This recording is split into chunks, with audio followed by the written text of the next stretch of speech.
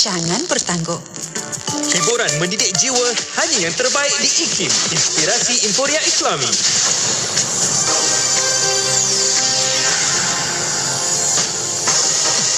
Assalamualaikum dan salam sejahtera, bersama saya Masina Alias dalam Berita IKIM. Kegagalan seorang wanita berusia 32 tahun mematuhi arahan kuarantin mencetus kluster pakar kawian di Ranau yang baru direkodkan semalam melibatkan 41 kes positif COVID-19, kata Menteri Kerajaan Tempatan dan Perumahan Sabah Datuk Masidi Manjun. Beliau yang juga jurucakap COVID-19 Sabah berkata, wanita kes indeks itu disahkan positif hasil saringan rentas negeri dan didapati berinteraksi dengan penduduk kampung di sebuah kawasan kebun getah ketika cuba mendapatkan akses talian internet. Masidi berkata dua lagi kluster yang direkodkan semalam ialah kluster Tangkuyan di Kinabatangan, iaitu kluster komuniti yang merekodkan 129 kes positif COVID-19 dan kluster Segama Batu 1 di Lahad Datu, sebuah kluster tempat kerja melibatkan 18 kes. Sementara itu, beliau berkata jumlah kes positif baharu COVID-19 di Sabah ialah 1,665 kes, menjadikan jumlah kumulatif 105,102 kes, manakala jumlah pesakit sembuh semalam 1,220 menjadikan jumlah kumulatif 88,196 orang dan 5,268 pesakit sedang menerima rawatan. Kementerian Pelancongan Seni dan Budaya MOTEK merancang untuk melaksanakan pendekatan gelembung pelancongan di destinasi pelancongan utama negara selain Langkawi, kata Menterinya Datuk Seri Nancy Shukri. Dalam satu kenyataan semalam, beliau berkata pendekatan gelembung pelancongan berkenaan adalah bagi lokasi yang mempunyai kaedah kawalan pergerakan keluar masuk pelancong yang mudah dikawal seperti Pulau Peranginan. Katanya MOTEK menyambut baik kenyataan Perdana Menteri Tan Sri Muhyiddin Rashid semalam bahawa kerajaan sedang meneliti pandangan serta maklum balas pihak berkepentingan berhubung perancangan menjadikan Langkawi sebagai projek rintis destinasi gelembung pelancongan. Menurut kenyataan Muhyiddin, Kementerian Kesihatan dan pakar kesihatan menyarankan agar projek rintis berkenaan dilaksanakan hanya apabila kadar vaksinasi lengkap penduduk Langkawi mencapai sekurang-kurangnya 80% daripada jumlah keseluruhan populasinya yang dianggarkan 108,400 orang. Pengumuman pembukaan sektor ekonomi oleh Perdana Menteri Tan Sri Muhyiddin Yassin semalam perlu diambil sebagai satu tanggungjawab yang harus dipikul sebaik-baiknya dan bukan kebebasan yang boleh disalahguna.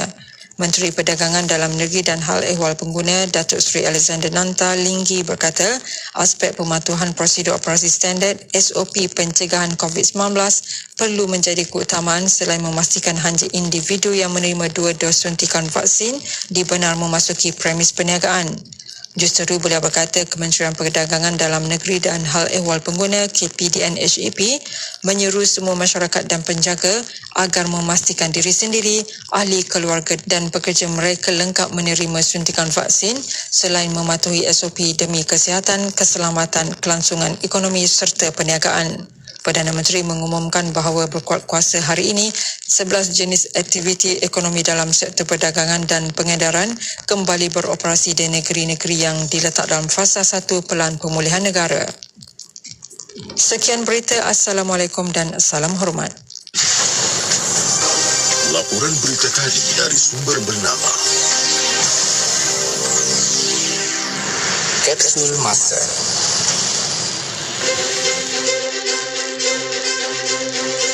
Pada 12 Ogos dalam tahun 1988, bangunan Mahkamah Syariah Negeri Sembilan telah dirasmikan oleh Yang di-Pertuan Besar Negeri Sembilan, Tuanku Jaafar ibni almarhum Tuanku Abdul Rahman.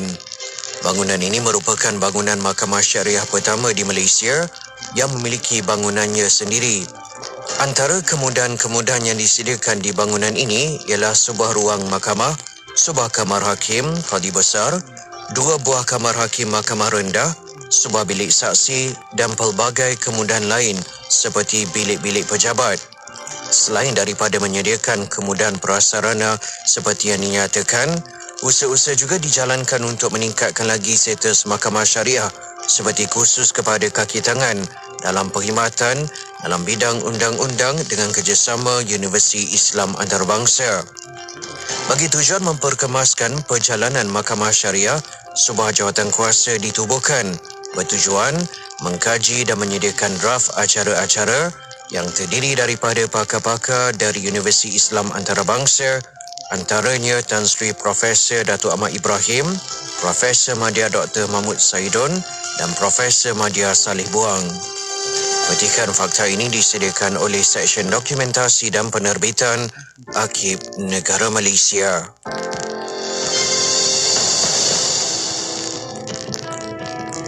Di Tanah Melayu, penyerahan kuasa secara resmi oleh Jepun kepada Inggeris dibuat di Victoria Institution Kuala Lumpur pada 22 Februari 1946. Inggeris telah memperkenalkan Malayan Union yang memberikan hak sama rata, khususnya dalam isu kerakyatan kepada semua penduduk tanpa mengira keturunan dan kesetiaan mereka terhadap negara. Malayan Union ternyata mendatangkan kerugian dan meminggirkan hak kaum Melayu dan Bumiputra sebagai penduduk asal negara ini serta menjejaskan institusi dan fungsi Raja-Raja Melayu. Oleh itu, cadangan Inggeris memperkenalkan Malayan Union mendapat tentangan hebat seluruh orang Melayu termasuk Majlis Raja-Raja. Datuk On telah mengumpulkan lebih 200 perwakilan Melayu dalam Kongres Melayu seluruh Tanah Melayu pada 1 hingga 4 Mac 1946 di Kelab Sultan Sulaiman, Kuala Lumpur.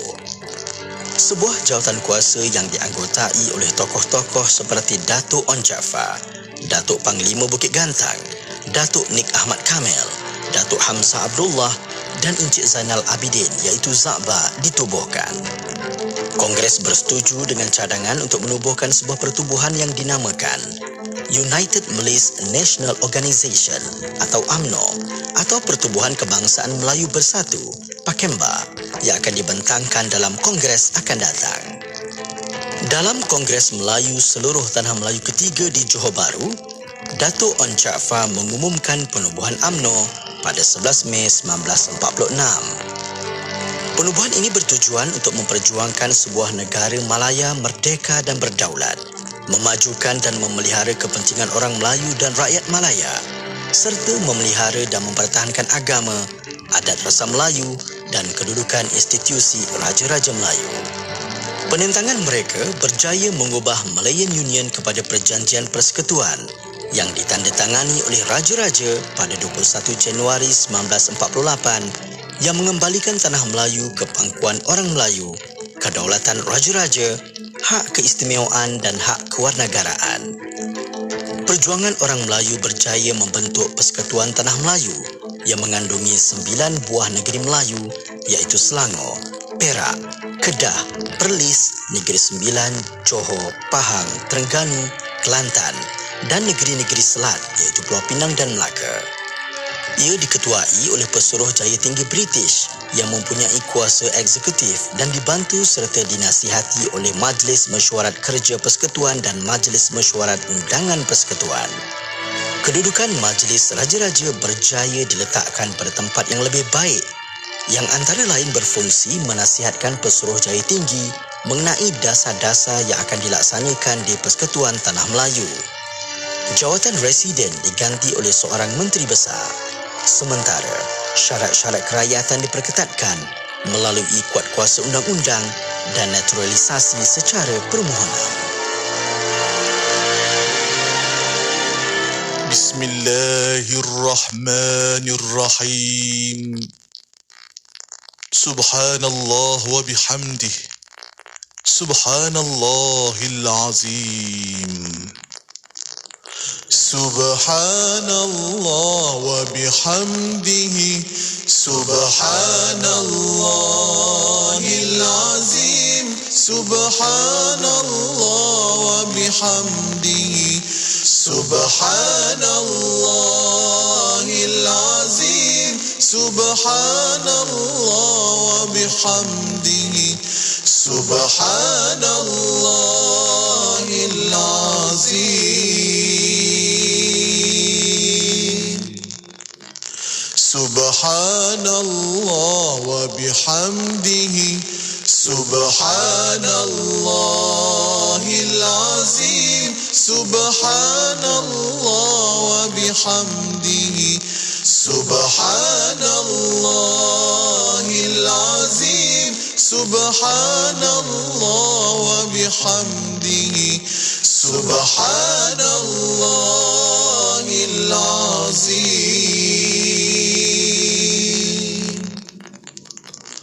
Subhanallah wa bihamdihi Subhanallahil azim. Subhanallah wa bihamdihi Subhanallahil azim. Subhanallah wa bihamdihi Subhanallahil azim. Selami ilmu untuk kehidupan kita seharian bersama Nur Hayati Paradi di Aspirasi 10.1. IKIM, Inspirasi Inforia Islami.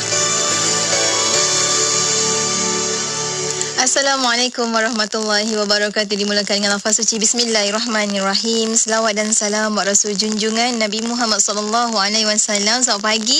Salam inspirasi untuk semua sahabat pendengar Radio Institut Kefahaman Islam Malaysia. 20 tahun bersama dengan anda memberikan inspirasi Inforia Islami, insya-Allah. Waktu ini bertemakan saya Nur Hayati Paradi, perkongsian aspirasi edisi Isnin 16 Ogos 2021. Moga-moga Allah kurniakan kesejahteraan, kebaikan dan juga takdir-takdir yang baik untuk semua sahabat pendengar Radio IKIM.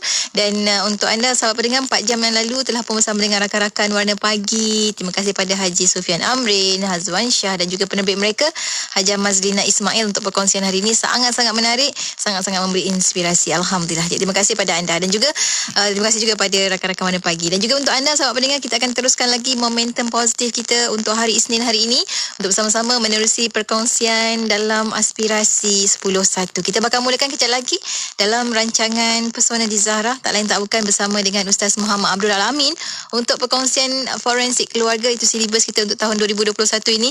Apa yang bakal kita kongsikan? InsyaAllah Ustaz sama-sama akan kongsikan berkenaan dengan illness anxiety. Bagaimana sebenarnya bila kata seseorang itu ada kebimbangan, rasa cemas yang teramat sangat. Apa sebabnya, apa puncanya dan bagaimana untuk kita satu mengatasi, keduanya kita mengurangkan, kita dapat kawal anxiety itu. InsyaAllah kita akan kongsikan cara, tips dan juga panduannya nanti bersama dengan Ustaz Muhammad Abdul Alamin. Jadi anda boleh ikuti secara langsung di FB IKIM FM, di YouTube channel IKIM dan pastinya juga di Radio Institut Kefahaman Islam Malaysia. Saat ini kita ada Darwish dengan Linangan Laduni untuk sama-sama kita dengarkan. Tentunya hanya di IKIM, Inspirasi Inforia Islami, 3 jam insyaAllah bersama dengan Yati.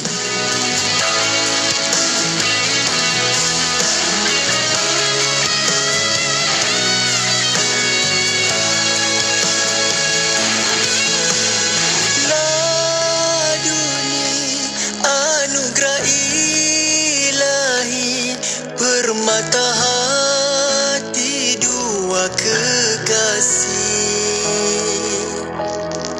itu nama diberi, ku amat cintai.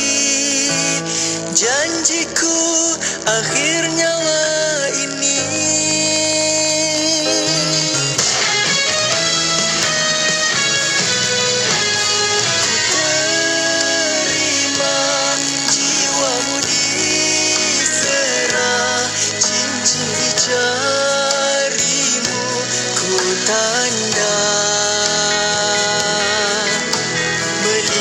Sang cinta derai air matanya, lepaskan kasih ibu ayah. Tiada ganti kasih ibu ayah akan bawamu cinta layari hidup kita, indah menuju ke jalan surga. Dunia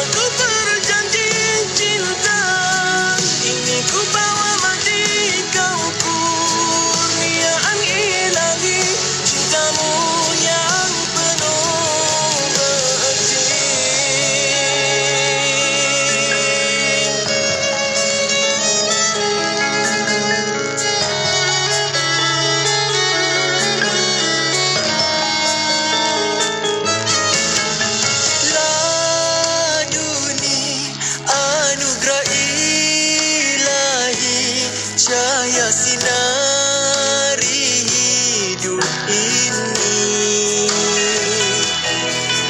hadir seperti mimpi, cintaku kau miliki kasih, ginanganlah dunia.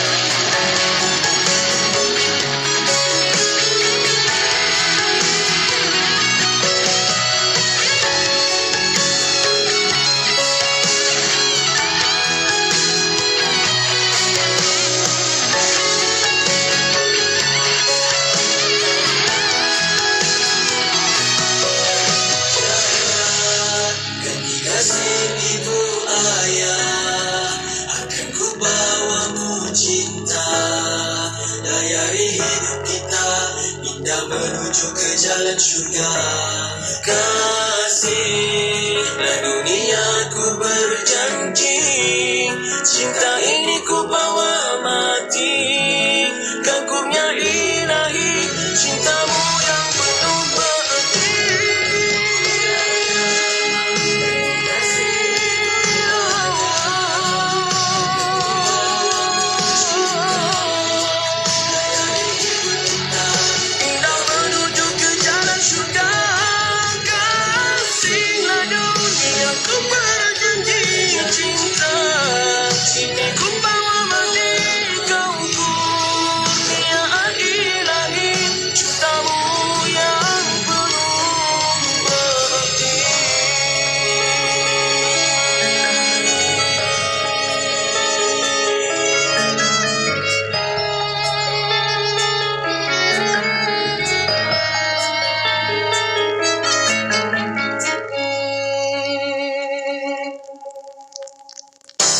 Malaysia terkenal dengan keunikan dan kepelbagaian makanan yang merupakan manifestasi kemajmukan budaya masyarakat di negara ini.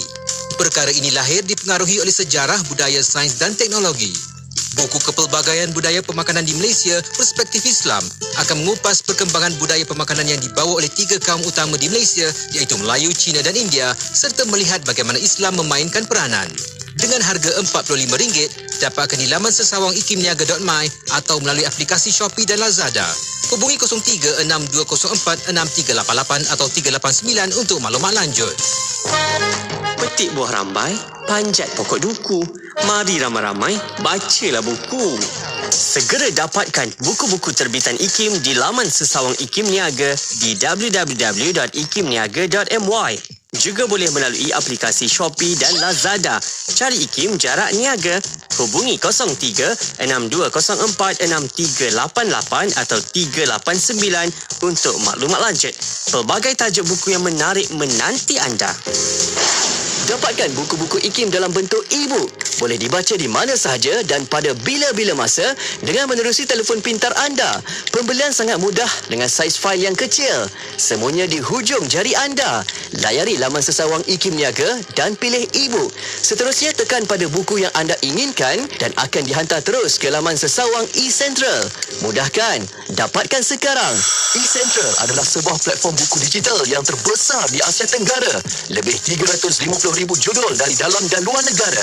E-book penerbit IKIM pun ada. Walaupun zahirnya kita bergerak dengan kehendak diri kita, kita ada tangan, ada kaki yang kita gerakkan, tetapi sebenarnya pemilik sebenarnya Allah. Maka apabila kita menyedari bahawasanya kita milik Allah Subhanahu Wa Taala, maka kita perlu bertindak, bergerak, melakukan seperti yang dikehendaki oleh pemilik. Apa pemilik kehendaki daripada mata kita, daripada telinga kita, kaki kita, maka seperti itulah yang kita lakukan. Dan seterusnya, seseorang itu dia tidak akan bersifat lupa diri, namun dia menyadari bukanlah atas kapasiti dirinya sendiri sebenarnya segi hakikat, tapi semuanya adalah ada pemilik tunggal yang hakiki, iaitu Allah. Dan pemilik itu boleh sahaja bila-bila masa kalau dia nak tambah, dia tambah. Dan bila-bila masa kalau dia ingin menarik kesemuanya, dia boleh melakukan. Terus dengarkan Tahsinul Ibadah setiap hari Khamis pada pukul 10 pagi hanya di IKIM Inspirasi Inforia Islami. Radio IKIM 20 tahun Inspirasi Inforia Islami. Kembali kita bersiaran bersama dengan sahabat pendengar waktu ini untuk perkongsian pertama edisi Isnin untuk aspirasi. Tak lain tak bukan, kita bersama dalam rancangan Pesona di Zahra. Dah pun bersedia di hujung talian untuk sahabat-sahabat yang menonton di FB IKIM FM ataupun YouTube channel IKIM. Dah nampak dah Ustaz senyum je kat hujung talian tu kan. Untuk bersama dengan kita tak lain tak bukan Ustaz Muhammad Abdul Amin. Assalamualaikum Ustaz. Waalaikumsalam warahmatullahi wabarakatuh. Masya Allah, Alhamdulillah nampak Ustaz je sihat kan. Syukur, senang hati kami. Masya Allah, Alhamdulillah. Dan hari ini Ustaz, bersama dengan Ustaz kita nak sambung lagi silibus kita untuk tahun 2021 dengan forensik keluarga. Hari ini Ustaz nak bawakan tentang illness anxiety. Mungkin awalan ini Ustaz kita terangkan pada sahabat pendengar kita, sebab ada yang komen dekat IG Ustaz bila kongsikan je tajuk untuk ke udara esok je dah ada yang tanya kan, apa tu illness anxiety Ustaz? Kan? Jadi mungkin awal ini kita berikan mukadimahnya Ustaz. Silakan. Okay, bismillahirrahmanirrahim. Assalamualaikum warahmatullahi wabarakatuh. Alhamdulillah wassalatu wassalamu ala Rasulillah wa ala alihi washabihi wa man tabi'ahu wa man nasara wa wala. Dirahmati Allah dan jika seterusnya kepada seluruh ibu, akak-akak, ayah-ayah, sahabat abang yang saya sayangi dan saya doakan yang kebaikan sekalian. Alhamdulillah, pertama syukur kepada Allah Subhanahu wa taala dengan limpahan kurnia dan rahmatnya pada kesempatan berbahagia ini dapat sama-sama kita berada di dalam perkongsian kita dalam Pesona di Zahra. Pada tahun ini tema kita bincang mengenai kesihatan mental, penyakit mental, terutamanya orang sedang PKP dan banyak duduk di rumah. Jadi mana kita kenali bahagian kesihatan ini supaya kita dapat memahami perkara ini dan akhirnya kita dapat memelihara diri kita, keluarga kita daripada perkara-perkara yang tak baik. Dan kalau kita tahu simptom-simptom dia, kita tidak memperkecilkan sebab kadang-kadang ada orang memperkecilkan pasangan dia, ini pun nak risau ke, ini pun nak takut ke, ni jadi sebenarnya benda kesihatan mental dia sebahagian daripada kesihatan kita. Kadang-kadang ada orang yang badannya besar, badannya ketak-ketak sihat, tapi rupanya kita tak perasan ada dalaman dia yang tak sihat menyebabkan orang lain anggap remeh, tapi akhirnya boleh berlaku benda tak baik dalam kehidupan dia dan juga mengganggu orang lain. Okey. Jadi pada pagi yang berbahagia ni kita nak kongsikan apa yang kita sebut sebagai illness anxiety disorder, iaitu kerisauan kepada sakit kerisauan kepada penyakit Jadi maknanya dia mempunyai worry excessively, maknanya kebimbangan yang terlalu melampau, berterusan kepada sakit parah atau yang mengancam nyawa walaupun terdapat sedikit ataupun tanpa gejala. Jadi mana ketakutan atau kerisauan yang terlalu sangat kepada penyakit satu hari di JKIT di bawah kakak sekalian ada satu orang datang dekat saya dia kata, apa Ustaz, saya ni Ustaz sakit pinggang lah Ustaz tapi saya dah jumpa doktor kata saya sihat. Saya risau lah Ustaz. Saya kata baguslah kak maksudnya sakit pinggang, maknanya jumpa doktor dan doktor kata sihat, baguslah. Apa dia kata, Ustaz, jangan doktor tu cek macam gitu je lah Ustaz. Jangan sakit pinggang ni sakit buah pinggang tak sakit pinggang sakit buah pinggang. Aduh Ustaz, kalau sakit buah pinggang macam mana Ustaz? Nanti mesti pembiayaannya besar pening kepala saya Ustaz. Nanti mesti suami saya dah tak sayang saya Ustaz. Alamak, nanti mesti nak kahwin lagi Ustaz. Jauhnya kan? Penghujung dia. Saya kata, Kak, akak dah kena sakit buah pinggang ke belum? Belum lagi Ustaz, tapi agak-agaknya macam itulah, agak-agaknya kan. Jadi sebenarnya kan memang ada orang yang terlalu fokus, terlalu bimbang kepada sakit sampai dia mengganggu kehidupan dia dan memang ada dan tidak sedikit orang yang maknanya rasa sakit dada sikit, ini memang sakit jantung ni kan, paksa pasangan, cek jantung maksudnya pergi pakar kesihatan sini sebab apa, dia memang ada apa disebut sebagai illness anxiety disorder, sangat takut, sangat bimbang mana sampai worry excessively, itu maksudnya kebimbangan yang terlalu melampau kepada sakit jadi maknanya Jadi perkara-perkara ini bila dia fokus pada sakit macam itu, jadi semangat dia akan jatuh. Semangat dia akan jadi kurang dan dia akan fokus kepada sakit dia, jadi dia hidup tak bersemangat kan. Maknanya mungkin akan start ataupun mula untuk cakap kat suami dia, jomlah pergi, rasa bimbang, takut, duduk berseorangan, jadi boleh jadi murung dan sebagainya. Ini yang kita kena faham ya. Bila seorang tu ada kerisauan yang melampau ataupun mengenai kesihatan dia tu. Okey, ini buat kakak tuan-tuan muslimin dan muslimat rahmatullah sekalian. Okey, so ini maknanya bagaimana faktor benda-benda ni boleh berlaku. Jom kita check lah kan. So maksudnya at least ataupun paling kurang kita boleh faham Jadi maknanya seseorang itu boleh berlaku benda ini apabila dia kurang memahami sensasi badan dia. Maknanya daripada sudut fisiologi dia tak faham mengenai badan ini. Dan sakit pinggang, itu adalah sakit buah pinggang pada dia kan. Sedangkan sakit buah pinggang tidak ada simptom pun lengok-lengok pinggang ni kan. Okey, sakit buah pinggang dia benda dalaman. Itu sakit pinggang, dia bukan buah pinggang. Sakit buah pinggang kan. Jadi maknanya dia kurang memahami sensasi badan. Jadi kita ni kena baca ataupun kena belajar sikit. Sekarang ni banyak maknanya ilmu itu di hujung jari mengenai diri kita tu macam mana kan. Apakah yang dikatakan sakit-sakit, fahami sesuatu sakit itu. Sebab kalau kita tidak memahami dengan sebetul dia, takut kita jadi rungsing, kita rasa maknanya baca ini simptom itu kan. Dan bagus juga kalau pasangan kita juga membaca juga kalau isteri kita atau suami kita ada benda macam ini kan. Jadi maknanya fahami sensasi badan itu ataupun mengenai diri ni maknanya kena fahami begini. Okey. Kemudian yang kedua ni kan, apa faktor okey, seseorang itu dia pernah ada ahli keluarga dia yang begitu. Maksudnya ada yang disebut sebagai macam genetically ataupun keturunan dia ada macam tu. Mungkin mak dia, ayah dia ada macam itu. Mungkin dia juga ada risau sebab dia pernah tengok maknanya ayah dia rusing macam tu, mak dia rusing macam tu kan. Rusing sangat pada kematian dan sebagainya. Itu yang pada yang kedua. Okey. Kemudian seseorang itu antara faktornya dia pernah mengalami penyakit yang serius. Maknanya pada waktu kecil maksudnya pernah dia melalui satu benda yang serius waktu kecil, jadi benda-benda itu sangat menakutkan dia dan akhirnya terbawa-bawa kepada kehidupan pada waktu besar dia tu. Ni kan.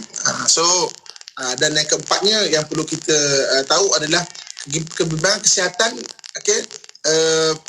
mula terjadi pada usia dewasa awal. Maksudnya usia dewasa awal ni orang 30 tahun ke atas dah boleh terkena benda ini ya. Jadi ialah maksudnya bila orang start dah tidak muda bukan tua agak sensitif jadi maknanya dia tidak muda, dia memang akan ada kerisauan dan sebagainya.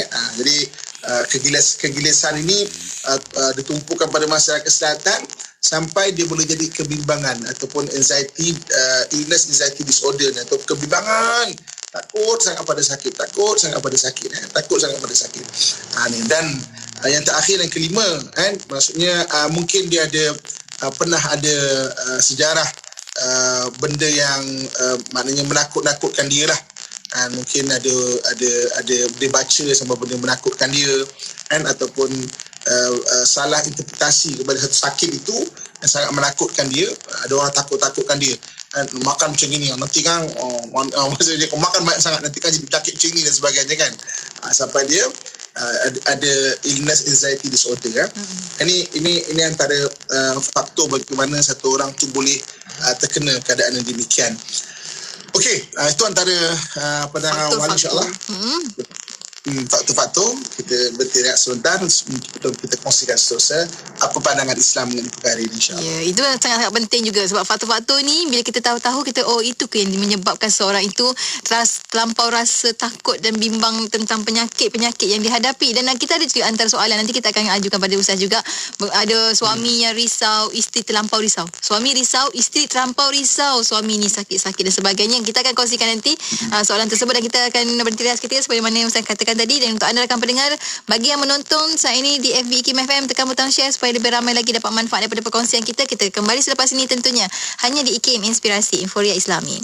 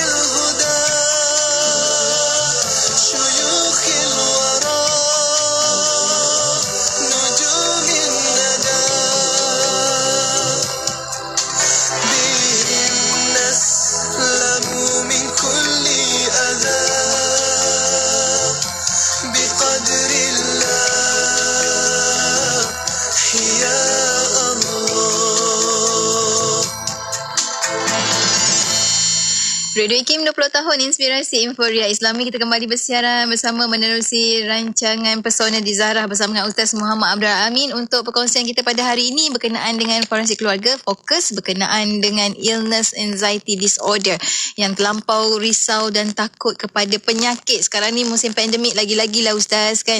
Mungkin tadi Ustaz dah kongsikan tentang faktor-faktornya. Jadi bagaimana sebenarnya untuk kita mengatasinya, kita mengurangkan kadar tu, nak kawal kerisauan tersebut Ustaz, silakan. Okey, terima kasih kepada JKIT dan seluruh pendengar IKIM yang saya sayangi dan saya doakan kebaikan sekalian ya. Okey, sebelum tu kita tengok dalam Pesona Zarah ni kesan rumah tangga yang real case ya. Real case yang pernah saya handle atau saya jumpa mengenai illness anxiety ni, antaranya adalah bila satu orang yang terkena illness anxiety ni, mana dia akan mendesak-desak pasangan. Contoh seperti yang lebih spesifik lagi, sakit dada. Suruh pasangan pergi ke pakar jantung contohnya kan. Jadi maknanya jika pasangan tak bawa, maka dituduhnya pasangan tu macam tak ambil berat, tak ambil tahu. Dah bawa dan pakar dah kata tak ada apa-apa ni. Maknanya pergilah pakar lain. Maksudnya sampai memaksa pasangan. Ini benda yang berlaku dalam rumah tangga Okey. Kemudian antara lain adalah apa yang berlaku dalam rumah tangga bila sifat menyalahkan ini menyebabkan pasangan rasa tidak dihargai. Macam seolah-olah, ini bahasa yang selalu kita dengar kan. Awak nak apa lagi? Itu bahasa yang mesti kita dengar kan. Awak nak apa lagi ni? Dah sakit, dah dibawa, dah apa semua, awak nak apa lagi ni? Kan? Maksudnya pasangan rasa tidak dihargai sebab kebimbangan sangat kepada sakit berdiri. Dan juga maksudnya kalau kebimbangan tu kepada rasa kehilangan pula, illness anxiety, rasa kehilangan, maksudnya kencing manis, contoh kan, terlalu takut pada kencing manis, sampai makan tu dicatu-catunya kan. Pernah ada pasangan yang kira suami tu nak suap kat mulut tu dirampasnya kan. Cuba bayangkan kan, maksudnya apa perasaan pasangan kita Kecil nak hati makan. tau. Betul-betul nak makan dia tu. Ya Allah, sikit lagi masuk mulut. Ya. Tapi benda ni benda yang realiti berlaku kan. Jadi maknanya ini bila kita faham benda ni, rupanya boleh mengganggu keadaan rumah tangga yang akhirnya menyebabkan orang jadi rasa macam fed up ataupun rasa macam kecewa, atau nak gaduh tapi tak boleh nak gaduh. Nak gaduh tapi tak boleh nak gaduh. Dia pendam. Jadi benda ni yang mengumpul akhirnya jadi besar benda itu kan. Okey. Jadi maknanya terutamanya dalam pandemik ni, satu hal kalau satu orang tu memang kebetulan dia ada memang illness anxiety disorder ni, mana kerisauan kepada takut pada pesakit ni, dia memang dah ada benda itu, tambah lagi ada berita-berita macam ini, lagilah dia akan kerisauan itu akan lagi melampau-lampau kan, sebab ditambahkan dengan berita-berita mengenai pesakit. Dah lah dia memang ada kerisauan daripada sakit, pandemik ni lagilah risau dulu lebih-lebih lagi kan, sampai mengganggu hubungan dalam rumah tangga itu sendiri. Okey, sebelum kita kongsikan perkongsian daripada pendengar-pendengar kita kan, kita nak tengok apa sisi pandang Islam mengenai satu benda ni. Okey, manusia ni memang dia ada rasa kerisauan. Naturally, dalam diri manusia ni memang ada satu rasa risau. Sebab itu dalam Al-Quran sendiri Allah SWT sebut ciri orang beriman itu dia boleh kontrol rasa bimbang, sedih dan juga takut dia. La khaufun alaihim wa lahum yahzanun. Maknanya dia rasa takut kan.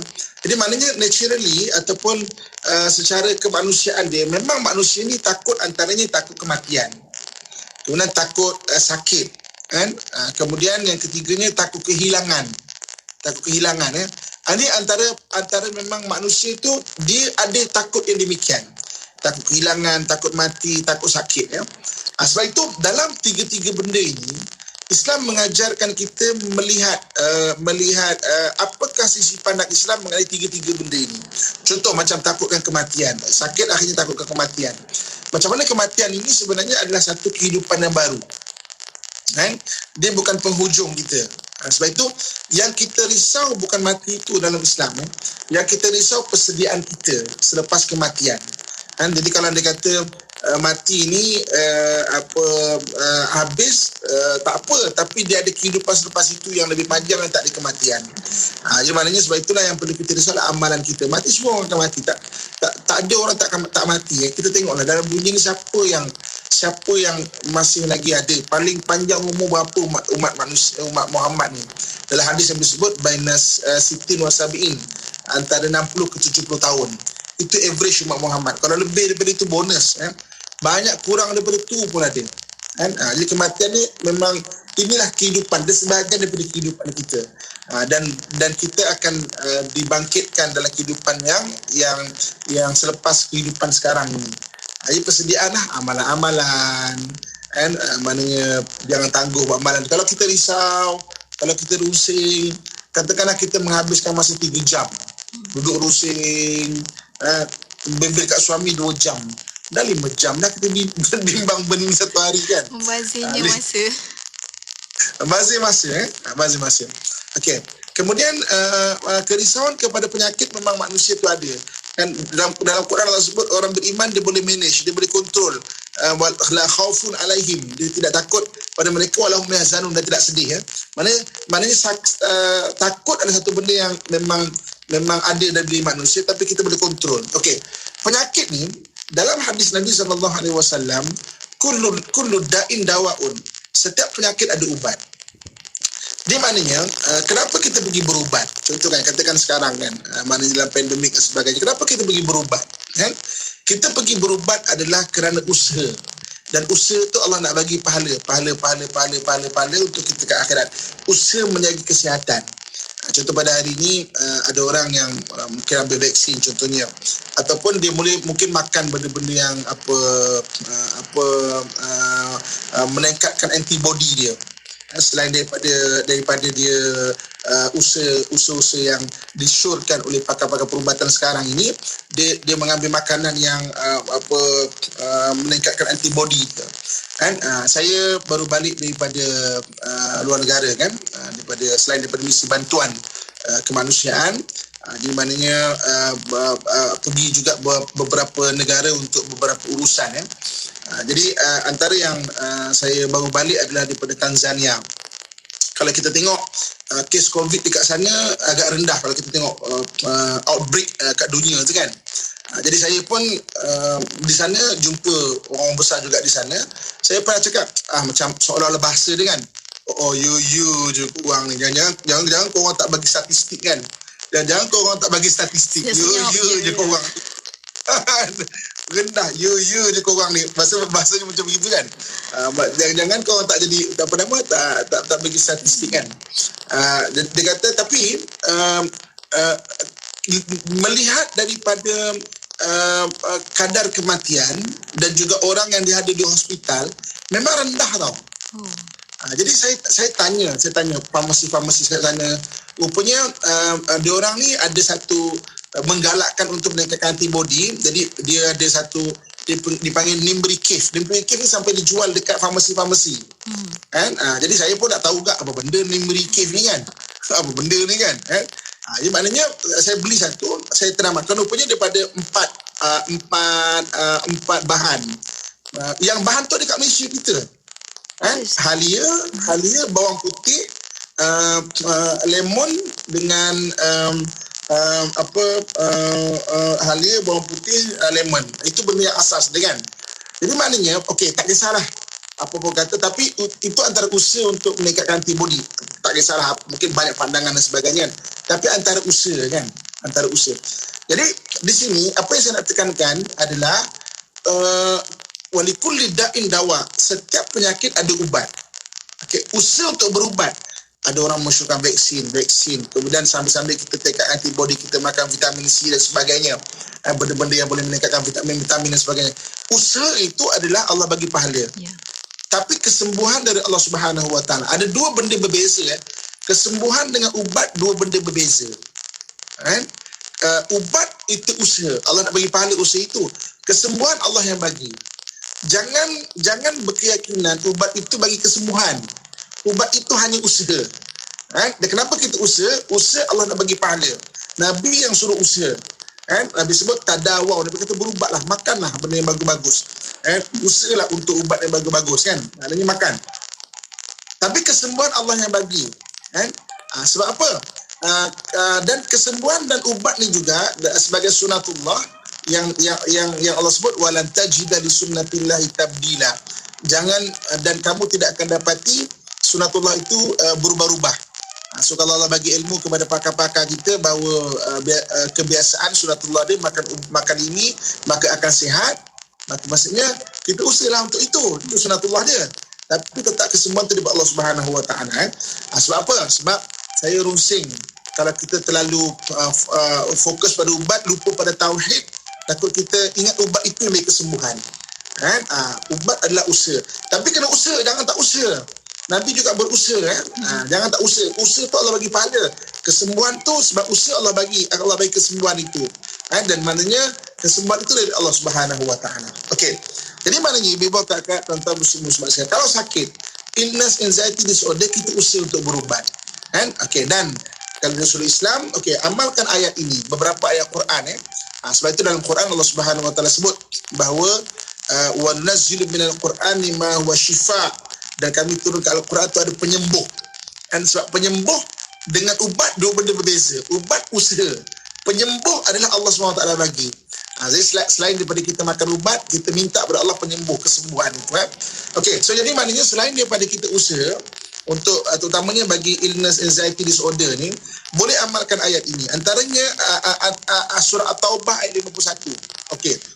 Surah At-Taubah ayat 51 ini dia bukan saja satu ayat untuk kita maknanya diberi keberkatan dan kesembuhan, tetapi maksud patah-patah perkataan itu sendiri memotivasikan untuk akal kita dan jiwa kita. Apa bunyi ayat ini? A'udzubillahi minasyaitanirrajim. Qul la yusibana illa ma kataballahu lana huwa maulana wa 'ala Allahi falyatawakkalul mu'minun. Okey, katakanlah tidak, lan ni tidak sekali-kali ya. Dia ada perkataan la tidak. Lan tidak sekali-kali. Kalau dalam bahasa Arab digunakan lan. Jadi la yusibana, tidak sekali-kali akan menimpa kita illa ma kataballahu lana, kecuali apa yang Allah Subhanahu wa taala telah takdirkan kepada kita, Allah telah tuliskan kepada kita, Allah tetapkan kepada kita. Huwa maulana, dialah penjaga kita dan kepada dialah orang-orang mukmin itu bertawakal. Okey, baca ayat ini. Sekarang kalau ada orang yang ada illness anxiety disorder ni, surah At-Taubah ayat 51 ni baca ulang-ulang. Kun la yusibana illa ma kataballahu lana. Kita fahami perkataan lan di sini. La yusibana, perkataan lan dia lebih tinggi daripada la. Kalau dia kata orang la tidak saja, lan tidak sekali-kali. Tidak sekali-kali. Ini kita dah kongsikan ayat surah At-Taubah ayat 51 ni. Ini ayat yang bagus untuk kita baca sebagai amalan bagi orang yang ada illness, anxiety disorder, risau kepada sakit. Terutamanya adalah dia memang ada risau pada sakit. Memang sebelum ini datang pandemik COVID-19 ni, lagi bertambah-tambah dia punya anxiety disorder tu kan. Lagi tak boleh nak makan, tak boleh nak tidur, akhirnya kurang vitamin.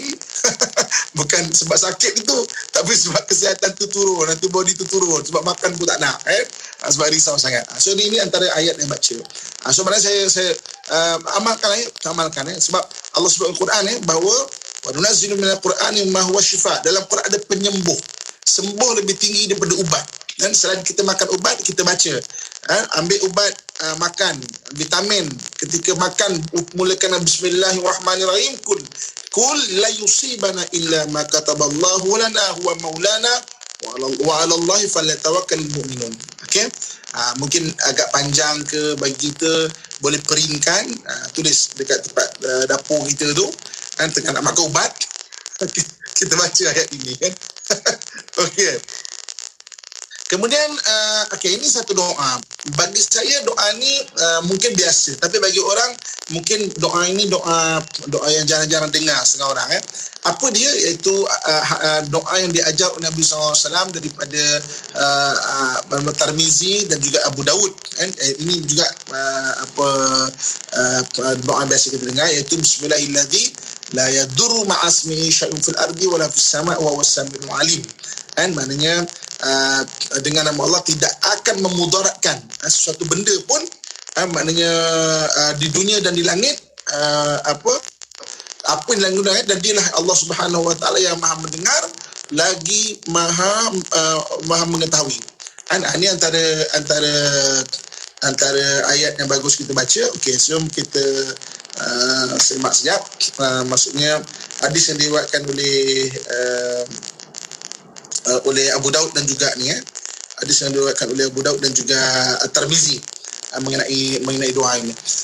Jadi memang kakak tuan-tuan muslimin dan muslimat sekalian so ini maknanya selain daripada kita berusaha, tapi dan kita berdoalah maknanya dengan doa yang daripada Al-Quran ini. So mudah-mudahan Allah Subhanahu wa taala bagi kita kesembuhan dan pelihara kita daripada kerisauan. Utamanya surah At-Taubah ayat 51 tadi itu. Ulang-ulangkan dan kita akan nampak syifa, penyembuh yang Allah Subhanahu wa taala bagikan maknanya kepada keberkatan bagi orang yang mengamalkan ayat Al-Quran. Ya, insya-Allah preskripsi Ustaz dah bagi. Alhamdulillah. Terima kasih banyak Ustaz. Dan kita akan kongsikan juga soalan-soalan daripada sahabat-sahabat kita Ustaz yang tanyakan soalan daripada di platform-platform kita di YouTube. Ada juga tanya soalan di WhatsApp IKIM di 0112900404 dan juga di Facebook IKIM. Kita ada juga soalan daripada sahabat kita. Kita ke soalan pertama daripada sahabat kita ni. Kita, Assalamualaikum Ustaz. Kata Ustaz, bagaimana Ustaz kalau isteri saya selalu risau kesihatan saya sehingga saya rasa rimas? Kesihatan saya okey je Ustaz, cuma terkadang tu selalu kena tak selesa ulu hati Ustaz. Okey. Jadi ini macam saya sebut tadi, maksudnya dalam keadaan rumah tangga betul kan ada kes macam ini kan, maksudnya punya takut kepada sakit tu kepada pasangan yang sampai risau tuan punya badan tak ada apa-apa pun. Tuan punya badan tak ada apa-apa pun, dan tuan punya badan tahu keadaan badan. Sebab itu kenapa orang boleh risau, antaranya kan tadi sebab pertama apabila dia tak tahu mengenai penyakit dan juga keadaan badan kan. So kita yang faham jangan perkecilkan isteri kita risau macam tu. Kan? Jangan kita tak ada apalah, cuba berbual mengenai sakit yang dirisaukan. Kita mungkin ada sakit ulu hati kan. Sakit ulu hati tu apa? Maknanya terangkan pada isteri biar dia faham, biar dia jangan risau. Agaknya dia ingat sakit ulu hati tu adalah sakit hati kan, ataupun sakit jantung contohnya kan. Jadi maksudnya itu yang bila dia tak faham ataupun kurang memahami jenis atau bentuk sakit itu yang dia risau tu. So bincangkan, jangan pelecehkan benda atau peremehkan isteri yang risau macam tu. Sebab kalau memang betul dia ada illness anxiety, memang dia risau sungguh tau, dia bukan main-main tau. Dia risau sungguh. Bayangkan sekarang ni dah boleh start risau, kita rimas kan, dia tanya-tanya macam itu kan. Itu kalau dibiarkan, kalau memang betul dia ada illness anxiety, nanti akan lebih teruk lagi.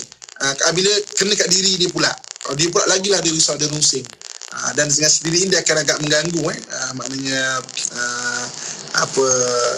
hubungan rumah tangga tu. Maknanya kena kesian lah kat isteri tu Ustaz kan, sebelum dia jadi teruk. Maknanya isteri tu ada masalah. Masya Allah. Dan kita ada soalan daripada rakan kita di FB Ustaz, daripada Iwa Salim kata, soalan realiti Ustaz, kalau anak dibesarkan kena jaga ibu bapa yang sakit kronik, bagaimana nak atasi rasa feeling anxiety tu, sebab ibu bapa tak sihat dan sebagainya, dan kadang-kadang tu ada rasa beban unconsciously, tanpa sedar tu terasa beban, tapi yelah bukanlah maksudnya begitu, tapi terasa beban tu. Macam mana Ustaz? Okey ya.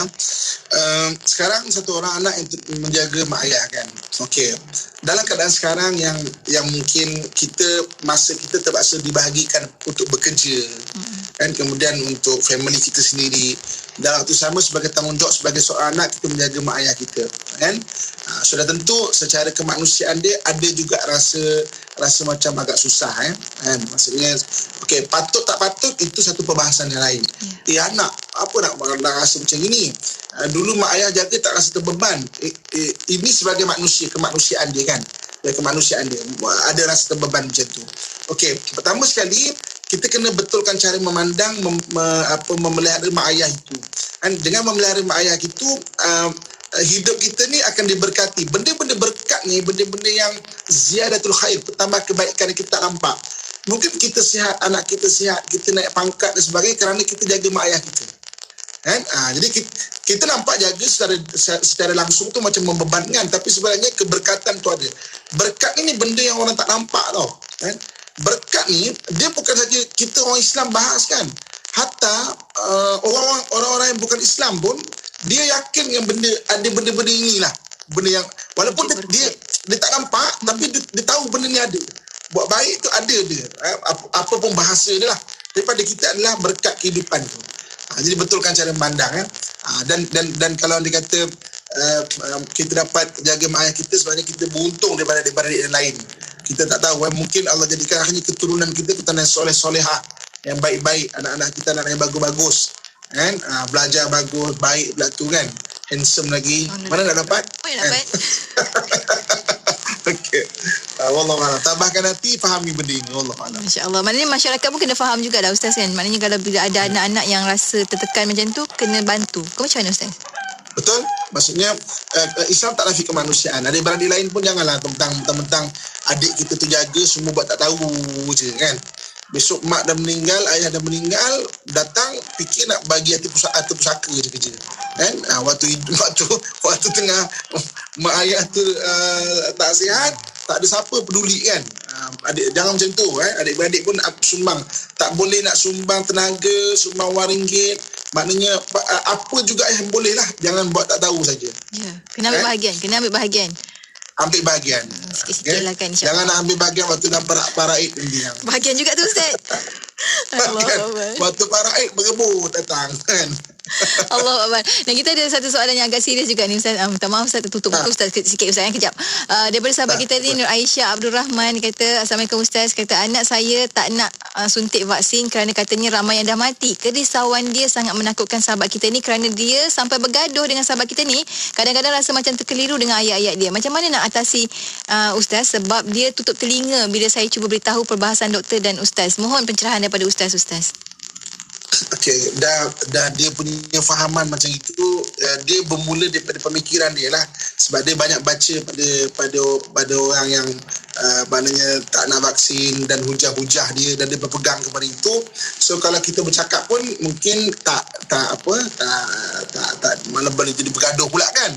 Doakanlah yang terbaik untuk kesihatan dia, dan juga maknanya satu dia boleh menerima pandangan-pandangan yang lain. Itu kadang ada orang yang terlalu membaca fokus kepada satu pandangan sahaja kan.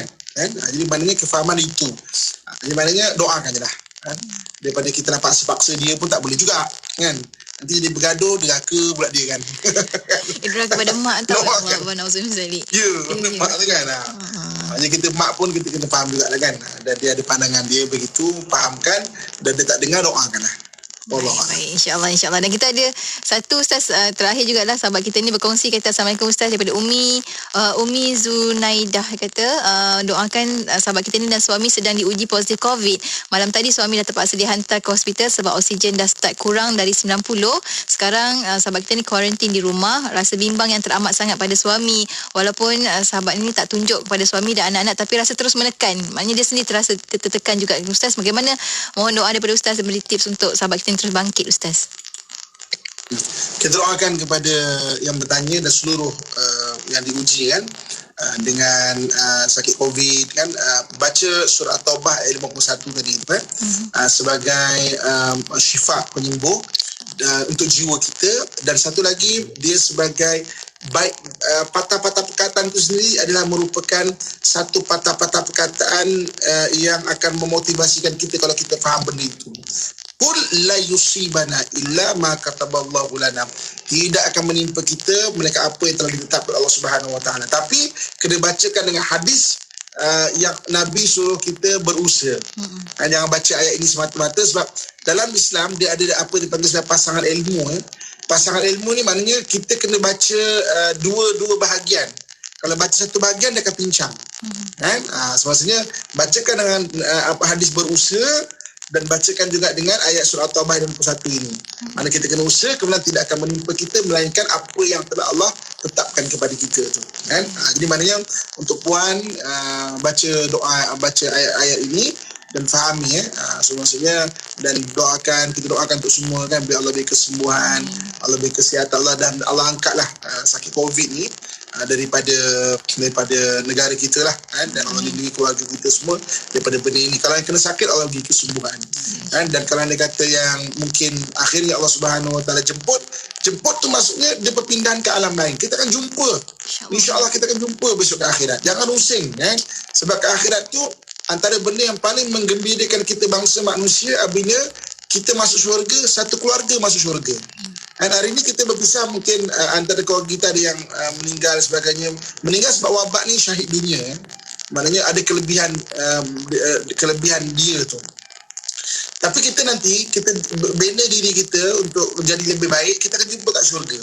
Dalam Quran Allah sebut man utiya kitabahu biyamini, orang yang dikurniakan kitab dengan tangan kanannya, fasawfa yuhasabu hisaban yasira, akan dihisab dengan hisab yang ringan, wa yanqalibu ila ahlihi masrura, dan akan dikumpulkan, dibalikkan dengan ahli keluarganya dalam keadaan ceria, gembira. Dia bergembira daripada kita kat dunia ni lagi. Kita jadi siapa-siapa yang mungkin berpisah dengan mak, dengan ayah, kita doakan, baca Al-Fatihah sama-sama, sabar kan. Tapi kita fahami nanti insya-Allah kita akan jumpa ke akhirat. Kita akan jumpa ke akhirat kan, dan akan ada lebih ceria, gembira. Allah sebut benda dalam Quran, wa yanqalibu ila ahlihi masrura, akan dikembalikan kepada keluarga dengan keadaan yang gembira. Bagi kita yang mungkin yang masih Allah bagi umur ni, beramal dan buatlah wakaf kepada pasangan kita, pada mak kita, pada ayah kita, pada suami kita, pada isteri kita. Buatkan wakaf, selalu sedekahkan Fatihah. Kalau belum sempat pergi haji, nanti kalau dah boleh haji, buat badal haji kan, buat maknanya sedekah atas nama arwah. Jadi maknanya arwah pun dapat, kita pun dapat kan. Untuk apa? Besok sama-sama dikumpulkan di syurga. Jangan rusing. Kita kat dunia ni pun baina siti masabin, antara 60 ke 70 tahun. Dan kita tak tahu hari ni keluarga kita mendahului kita pun tak tahu berapa lama lagi kita akan ada baki kat sini. Yang penting kat akhirat sana itu akan bertemu balik. Masya Allah. So baca surah At-Taubah 51 ni untuk menenangkan jiwa kita, insya-Allah. Ya, untuk menenangkan jiwa, tahu semua tu atas izin Allah Subhanahu Wa Taala, insya-Allah. Apa pun Ustaz, kita sampai ke hujung dah Ustaz. Sekejapnya masa berlalu, kita berikan sedikit kesimpulan sebelum kita bacakan doa untuk penutup kita pada hari ini. Silakan Ustaz. Ibu-ibu, kakak, tuan-tuan muslimat dan saya sayangi dan saya doakan dan kebaikan sekalian kan. Okey, hari ini kita bincang mengenai illness, anxiety disorder, iaitu satu orang yang sangat bimbang kepada sakit sampai mengganggu kesihatan mental dia kan, sampai